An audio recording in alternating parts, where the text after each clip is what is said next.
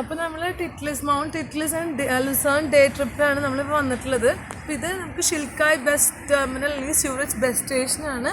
അപ്പോൾ നമ്മൾ പോകുന്നത് Mayer Tours and Travels Gray Line സൈറ്റ് സീയിങ്ങിൻ്റെയാണ്. അപ്പോൾ നമുക്ക് 10 o'clock നമ്മുടെ റൈഡ് ഉള്ളത്.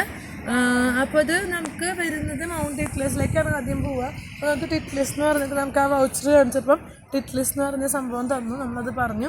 എന്നിട്ട് അവർ 30 എന്നൊരു നമ്പർ വന്നു. ഞങ്ങൾ ബസ്സിനൊക്കെ നോക്കി 30 എവിടെയാണ്, ബസ്സൊന്നുമില്ല. അപ്പോൾ അവർ പറഞ്ഞപ്പോഴാണ് മനസ്സിലായത് ഇവിടെ എഴുതിയിട്ടുണ്ട് 30. അപ്പം ഇവിടെ ഇതിനകത്ത് കാണിക്കുകയും ചെയ്യുന്നുണ്ട് ഗ്രേ ലൈൻ സ്വിറ്റ്സർലൻഡ് മേയർ ടൂർസിൻ്റെ ആണെന്നുള്ളത്. അപ്പോൾ നമ്മൾ ഈ ബസ്സിനാണ് പോകേണ്ടത്. 10 o'clock നമ്മുടെ ടൈം വരുന്നത്. ഇപ്പോൾ 9:30 കഴിഞ്ഞ് 30 minutes ഉണ്ട് നമുക്ക്. അപ്പോൾ HB സ്റ്റേഷനിൽ നിന്നൊക്കെ ഇങ്ങോട്ട് ട്രെയിൻ കാണിക്കേണ്ടായിരുന്നു അവിടെ തന്നെ. വലിയ സ്റ്റേഷനായിട്ടാണ് അത്. In about 20-25 minutes you reach the lake. Left hand side about 5 minutes you reach the main train station. And to give you one example how expensive, how exclusive this street is. 1 square meter of sale space, just 1 square meter, 1 meter more than 1 meters. It's about 11 square feet, am I right? Costs you about 11,000 Swiss francs rent a year, which is roughly 920 Swiss francs rent a month. Fancy one, not a very old one, just 5 stories, but enough with luxury. You already got more than 50 minutes left to spend all your money down at die Bahnhofstraße. If you really want to try, you just need 5 minutes. And in a few moments we drive by the absolutely cheapest hotel here in town. Maybe you go over there for your next visit. One night is free inside of the hotel with breakfast included. It's the nice building here to the left hand side. This is our police department. Down to the River Limmat, which is now in front of us.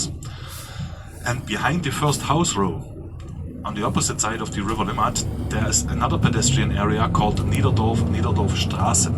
Over there you find a lot of international restaurants, but some of them are well hidden, so you have to use your nose to find them.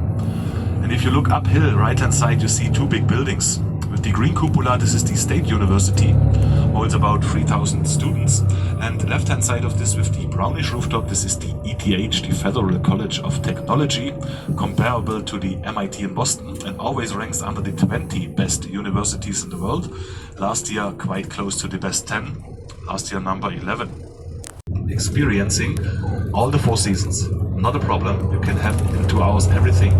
And if you go for hiking in the mountains and the weather forecast says it is sunshine all the day, take a rain jacket at least with you. This is normal. The weather can change really, really quickly in the mountains.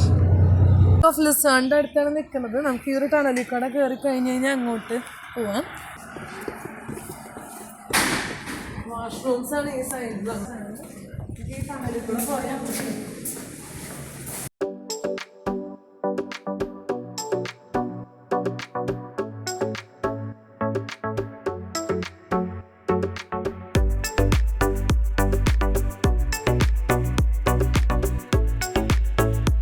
ആക്സിഡൻറ്റിൽ ബെൽജിയത്തിലൊരു Queen ഇവിടെ മരിച്ചിരുന്നു.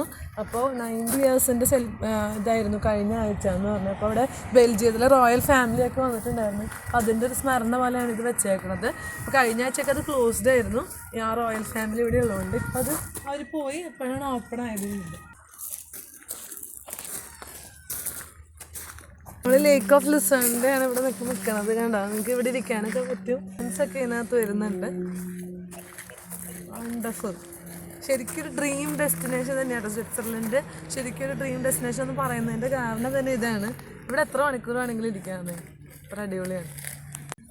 ഇത് ശരിക്കും ഒരു beautiful place ആട്ടോ ഇത്, lake of Lucerne എന്ന് പറയുന്നത്. അപ്പോൾ ഞാൻ ആദ്യം വിചാരിച്ചത് നമ്മുടെ മൗണ്ട് ടിറ്റ്ലിസ് കഴിഞ്ഞിട്ടായിരിക്കും ലുസേണിലേക്ക് വരാമെന്നാണ്. പക്ഷേ ആദ്യം നമ്മൾ ലേക്ക് ഓഫ് ലുസേൺ വന്നു.